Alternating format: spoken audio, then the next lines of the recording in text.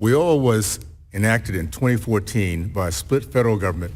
Democrats then controlled the Senate and White House, while Republicans controlled the House. At the time, WIOA was a strong step in the right direction. It finally consolidated and attached established federal workforce programs with 6 primary indicators of performance to ensure accountability to the taxpayer. As we fast forward to today, unfortunately, the lingering problems of unemployment and skilled worker shortage is still persistent. The composition of the federal government might mirror that of 2014, but the workforce system today in 2023 is facing greater challenges to equip job seekers with in-demand skills. In July 2014, the United States had 4.8 million unfilled jobs.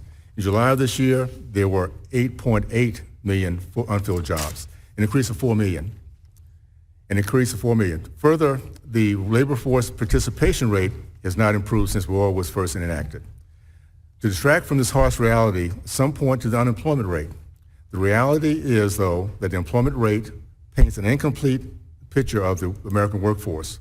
The real story is that too many young, discouraged men and women have been forced out and are now sitting on the sidelines of our economy.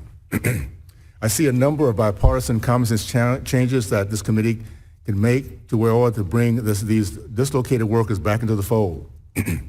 To implement meaning reform, this committee's North Star has to be maximizing of outcomes for job seekers and employers.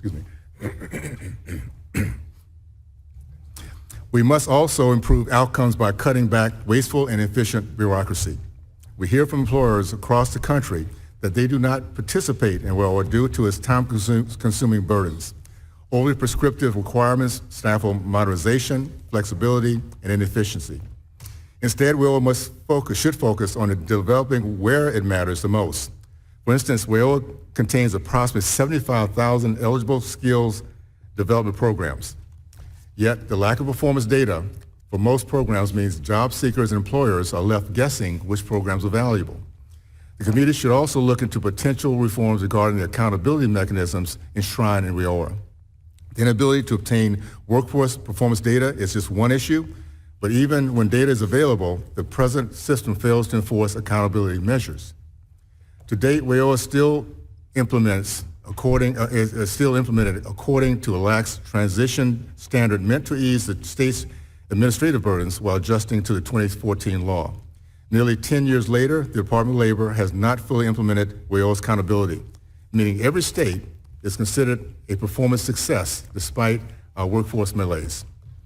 Finally, reform can improve outcomes for job seekers and employers by encouraging innovation. There are provisions of the present law that expressly prohibit states from adapting and innovating to the rapidly changing economy. This could be an easy bipartisan fix, deregulating the key areas like allowing states to restructure how they can make services available to job seekers and employers will help unleash the American workforce. Allowing the innovators to have skin in the game to innovate, job seekers, employers, communities in our country win big time. The American economy is incredible in potential. However, it is abundantly clear that this committee needs to reevaluate and reform various aspects of WIOA to develop on that potential. By cutting bureaucracy, developing accountability, and encouraging innovation, we can ensure a bright and promising future for America's workforce. With that, I yield to the ranking member for